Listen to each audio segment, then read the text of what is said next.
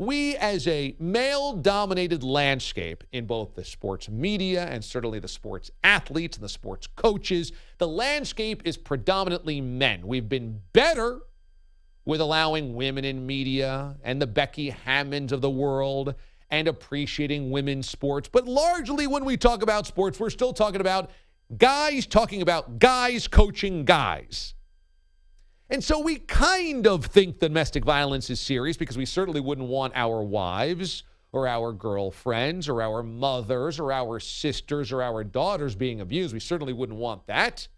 But we kind of can't really relate because for those of us that don't aggressively act out against our wives or girlfriends, for those that are not surrounded by domestic violence, we kind of don't quite get it because we only see things through the prism of the coaches and the players and the teams that we root for. I haven't heard anybody go, can we talk to Courtney Smith here? Can Ohio State please talk to Courtney Smith? And why didn't they talk to Courtney Smith in 2009? Why didn't they talk to Courtney Smith in 2015? Why was it always, it's a personal matter, and I've spoken to Zach, and he insists it's just a volatile relationship, but he didn't do anything. That's always the source. Urban Meyer said to Zach Smith, allegedly, if you hit her, you'll be fired, which is nice, but did anybody go to Courtney Smith and say, did he hit you?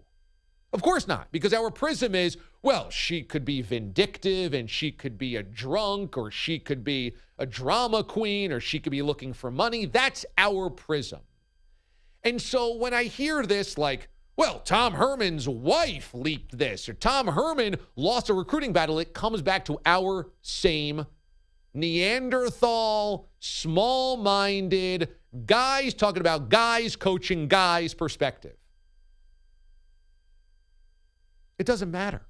It doesn't matter if this was leaked because somebody lost a recruiting war. It doesn't matter if Courtney Smith is friends with Tom Herman's wife.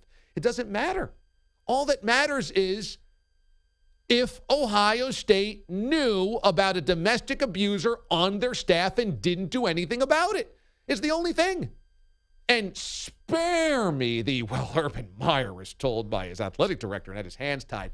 Urban Meyer makes 1 billion times more than his AD. This is the same school where the athletic director was scared Jim Tressel would get him fired. If Urban Meyer didn't want this dude on his staff, he could have said, no. We're not employing Zach Smith or else I'm quitting. And I've got 10 other elite jobs lined up. What do you think Urban Meyer's free agent availability or value would be if he said, I'm quitting, I'm out of here. I don't like this administration. I'm going to go somewhere else.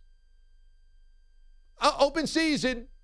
What would Texas A&M, if they just paid Jimbo Fisher $10 million a year, what would they give Urban Meyer, a guy that is way better than Jimbo Fisher?